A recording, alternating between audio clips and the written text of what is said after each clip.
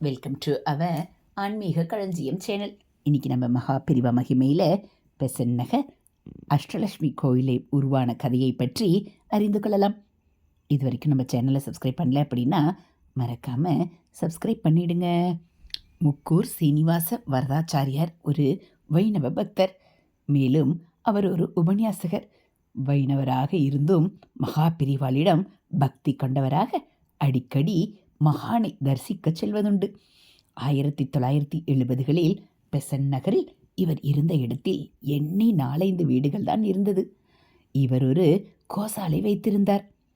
ஒரு முறை உபன்யாசம் செய்ய மும்பை நகருக்கு சென்றபோது அங்கே அருளும் மகாலட்சுமி கோயிலுக்கு சென்றார். அங்கே ஸ்ரீ மகாலட்சுமி வாசம் செய்வதால் தான் செல்வம் பெருகுவதாகவும், இங்கே தெற்கே நிலப்பரப்பும் குறுகி இருக்க செல்வச் செழிப்பும் குறைவாக இருப்பதாக அவர் மனதில் தோன்றியது. மகா பெரியவாளை அதற்கு பின் தரிசித்த போது முக்கூரார் தன் இந்த அபிப்பிராயத்தை அந்த தெய்வத்திடமே மனம் திறந்து பகிர்ந்து கொண்டார். உடனே பெரியவா தெய்வ கட்டளையாக, ஏன் நீயே இங்கே ஒரு மகாலட்சுமி கோயில் கட்டலாமே என்று கேட்டுள்ளார். இப்படி இவர் எதிர்பார்க்காத கட்டளை எழ இவர் திக்குமுக்காடி போனார். நான் எப்படி பெரியவா அத்தனை பணத்துக்கு போகிறது என்று வெளிப்படையாக அவர் கேட்டுவிட்டார். ஏன் உன்னால் கட்ட முடியாது? கும்பகோணம் சாரங்கபாணி கோவிலை யார் கட்டினான்னு நினைக்கிற என்று பெரியவா இவரை கேட்டுவிட்டு அந்த கதையையும் விளக்கினார்.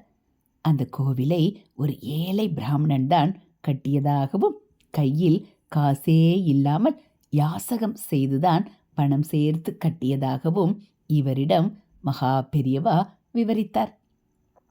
அதுபோல நீயும் கட்டலாம் என்றும் சொன்னார். இவரும் அத்திருப்பணிக்காக முதல் கட்டமாய் நிலத்தை தேடினார். பார்க்கடலில் துயில்வோனின் துணைவியம் மகாலட்சுமி தாயாருக்கு நீலக்கடலருகே கோவில் கட்ட ஆவல் கொண்டார். அப்போது எலியட்ஸ் பீச் அருகே 8 கிரவுண்ட் நிலம் விலைக்கு வந்தது. ஒரு கிரவுண்ட் 5000 ரூபாய் வீதம் 8 கிரவுண்டு வாங்க 40,000 தேவைப்பட்டது. 1970களில் இப்பெரிய தொகையை ஒரு உபன்யாசகர் எப்படி சேர்க்க முடியும்? இவர் உபன்யாசம் செய்ய செல்லும் இடங்களெல்லாம் பெரியவாளின் கட்டளையையும் அதற்கு தான் முயற்சிப்பதையும் பிரசங்கத்தின் போது பக்தர்களிடம் சொல்வதுண்டு. அப்படி அவர் ஆந்திர மாநிலத்தில் உபன்யாசம் செய்தபோது மகா பெரியவாளின் ஆக்ஞையை சபையோரிடம் சொன்னபோது அதில் ஒரு பக்தர் பேங்க் அதிகாரியாக அமைந்துவிட எவ்வித பத்திரங்களோ அடமானங்களோ இல்லாமல் 40,000 ரூபாயை கடனாக தருவதாக வழிய வந்து தெரிவித்து கொண்டார். பின் இவர் அந்த பேங்க் அதிகாரியையும் அழைத்து கொண்டு வந்து பெரியவாளை தரிசித்து கடன் கொடுக்க சம்மதித்த விபரத்தையும் சமர்ப்பித்தார். பெரியவாள் எனும் ஈஸ்வரர் திருவிளையாடலாக, ஆமாம், இந்த கடனை எப்படி அடைக்கப் போற என்று குறும்பு கலந்த கேள்வியை எழுப்பிவிட்டு தானே அதற்கான உபாயத்தையும் கூறினார். அப்போது கல்கி வார இதழின் நிர்வாகியாக இருந்த திரு சதாசிவம் அவர்களை அழைத்து வீட்டுக்கு அஷ்டலட்சுமி, சென்னைக்கு ஒரு மகாலட்சுமி என்று தலைப்பிட்டு இக்கோவிலுக்காக கல்கி வார இதழில் ஒரு விளம்பரத்தை வெளியிடச் சொன்னார்.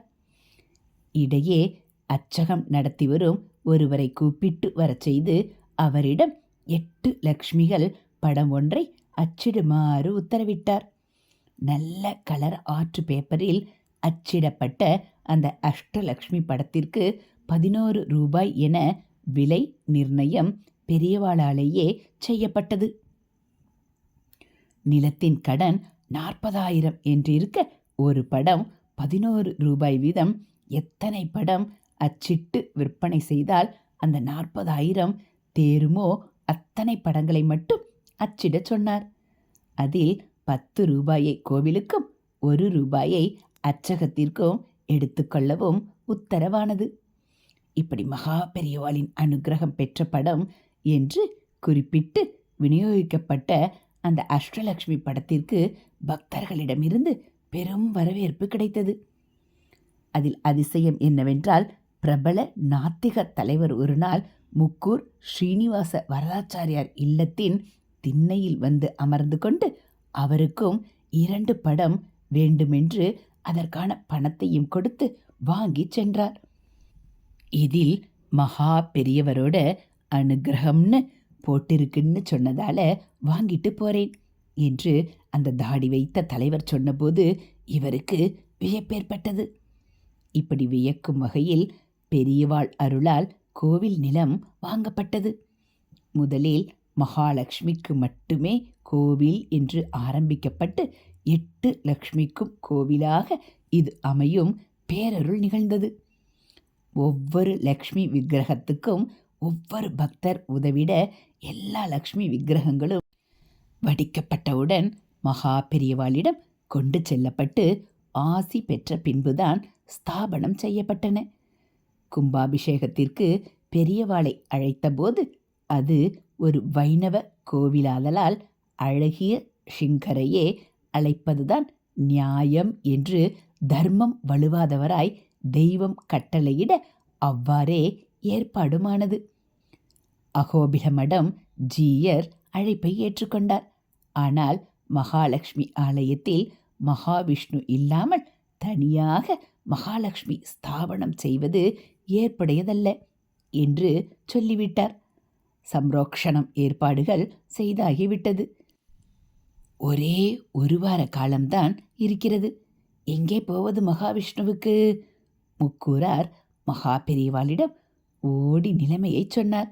பெரியவா மகாபலிபுர ஸ்தபதி ஒருவரிடம் சொல்லி 1 வாரத்தில் மகாவிஷ்ணுவும் வந்து சேர்ந்து விட்டார். அவரையும் மகாலட்சுமி சன்னதியில் ஸ்தாபித்தாகிவிட்டது.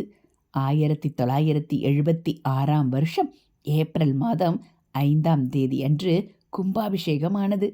மகா பெரியவாளினும் ஈஸ்வரரின் அருளால் நமக்கு கிடைத்திருக்கும் அந்த கோவில்தான் பெசன் நகர் அஷ்டலக்ஷ்மி ஸ்ரீமன் நாராயணனோடு நமக்கெல்லாம் லக்ஷ்மி கடாட்சம் பொழியும் கோவில். ஹரஹர சங்கர ஜெய ஜெய சங்கர, ஹரஹர சங்கர ஜெய ஜெய சங்கர. மகா பெரியவாச்சரணம். இதுபோல் மகா பெரியவா மகிமைகளை நீங்கள் தினந்தோறும் தெரிஞ்சுக்கணும் அப்படின்னா மறக்காமல் நம்ம சேனலை சப்ஸ்கிரைப் பண்ணுங்கள். கூடவே பெல் ஐக்கானை கிளிக் பண்ணி ஆளுங்கிற பட்டனையும் அழுத்திடுங்க. நம்ம சேனலில் வரக்கூடிய தெய்வத்தின் குரல் பகுதிகள், மகா பெரியவா மகிமை, மகா பெரியவா அருள்வாக்கு, ஆன்மீக கதைகள், ஆன்மீக தகவல்கள், ஸ்லோகங்கள், ஆலய உலா எல்லாம் உங்களுக்கு பிடிச்சிருந்தா ஒரு லைக்கும் கமெண்ட்டும் கொடுத்து உங்களுக்கு தெரிஞ்சவங்களுக்கும் ஷேர் பண்ணுங்க. ஹரஹர சங்கர ஜெய ஜெய சங்கர, ஹரஹர சங்கர ஜெய ஜெய சங்கர. மகா பெரியவா சரணம். தேங்க்யூ.